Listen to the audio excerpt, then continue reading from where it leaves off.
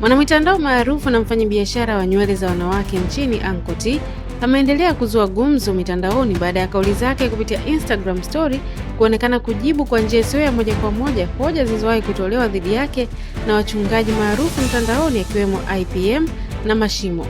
Mjadala huo ulianza kushika kasi kufuatia kikao cha wanaume kilichowakutanisha baadhi ya watu maarufu na wanaume mbalimbali hapa nchini jijini Dar es Salaam, huku Anko T akiwa miongoni mwa majina yaliyotajwa kutokuwepo kutokana na muonekano wake. Hali hiyo ilisababisha maoni tofauti mtandaoni, ambapo baadhi ya wachambuzi walihusisha kutokuwepo kwake na mitazamo ya baadhi ya viongozi wa kiroho kuhusu maisha na mienendo ya Anko T. Kupitia Instagram story yake, Anko T ametoa ujumbe mzito kuhusu nafasi ya viongozi wa dini, akisisitiza kuwa uchungaji unapaswa kuwa na msingi wa wito na maadili.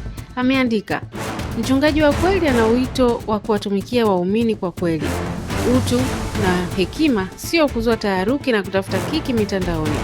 Madhabahu ni kwa ajili ya kuhubiri na sio kugombana wala kusambaza uzushi. Kauli hiyo imeibua tafsiri mbalimbali, huku wengi wakihusisha moja kwa moja na kauli za awali za mchungaji Mashimo pamoja na askofu IPM, ambao kwa nyakati tofauti wamekuwa wakitoa mafundisho yanayogusa maisha ya wanaume, kipato na mahusiano, na mara nyingine yakizua mjadala mkali mitandaoni.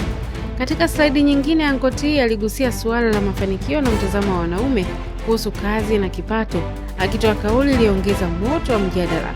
Ameandika, wanaume wasio na kipato hupendelea mikusanyiko na wenye vipato hupendelea matokeo zaidi. Wakati wakijadili mawazo, mimi tayari nimeshatekeleza ya kwangu. Mikutano hailipi bili, vitendo hufanya. Kuongelea kuhusu mafanikio hakukufanyi ufanikiwe.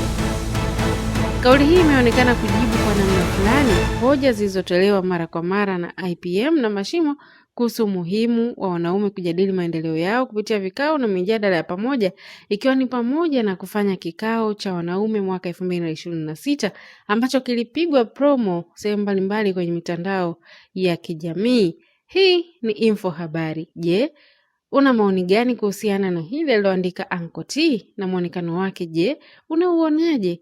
Achia maoni kupitia comment section.